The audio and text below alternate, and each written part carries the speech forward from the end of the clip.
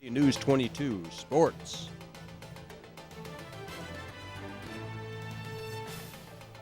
Welcome back, sports fans. I'm Stephanie Salazar. We're kicking things off tonight from the world of diamonds. The Aggie baseball team was able to earn a blowout victory this weekend to avoid a sweep. NM State was home all weekend against Oakland University, but the first three games did not go in the Aggies' favor.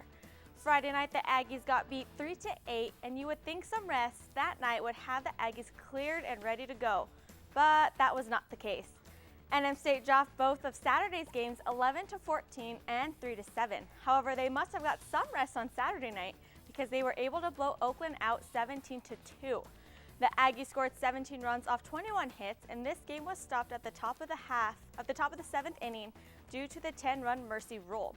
With that, the Aggies improved to 7-5 on the year. And this weekend was a doozy for the Aggie men's basketball team. We are sure that everyone knows by now, but NM State made national headlines this past weekend. They were involved in a brawl between fans from Utah Valley last week after losing 66-61 in overtime. KC Ross Miller was suspended by the WAC for 2 games, and Ronaldo Dixon was suspended for 1 game. Coach Menzies canceled his weekly press conference today, so we were unable to hear his thoughts on the matter. Well, enough with the bad news. The Aggies, however, were able to score a victory this past Saturday against Cal Bakersfield, 72-57. 5 Aggie players scored in double figures, and they were led by Chili Nipawe, who had a double-double with 15 points and 16 boards. The Aggies improved to 22-9 on the season and 11-4 in WAC play, and will host Grand Canyon this Thursday to close out the regular season. The Aggie football team has their pro day tryouts tomorrow, and News 22 sports reporter Alicia Livingston reports on how the Aggies are getting ready to be drafted. Pro Day is a chance when football players can show their skills to the NFL scouts. Players perform a variety of drills and position workouts. Many have been training with a strength coach, and others train out of state with coaches from other universities.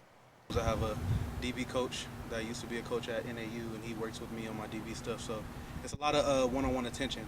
Probably the top 3 as far as the chance to get drafted, and then one of those guys, or maybe all those guys, would be free agents, but I think those guys certainly have a shot at being draftable. Athletes are required to run and stretch every day.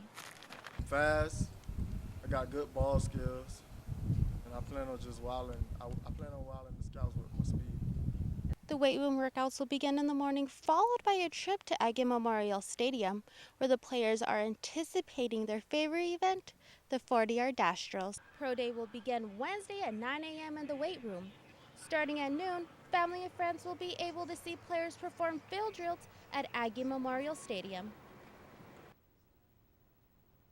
And since it's Fat Tuesday, we have 2 play of the days for you, starting with history that was made in the NBA last night. Take a look.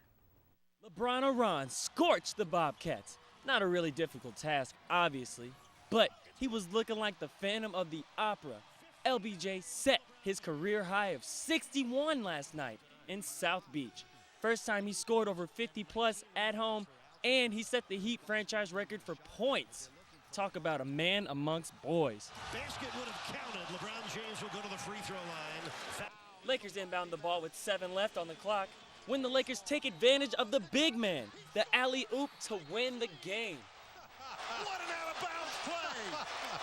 They set that up perfectly.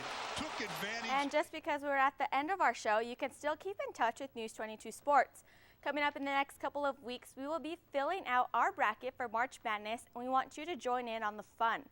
Email us at krwgnews22sports@yahoo.com for comments, critiques, or just to say hello. So go ahead and let us know.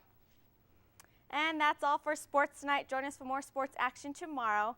But still ahead on News 22, Tiffany will be back to take a look at your 5-day forecast. But first, Mardi Gras celebrations can involve candy too.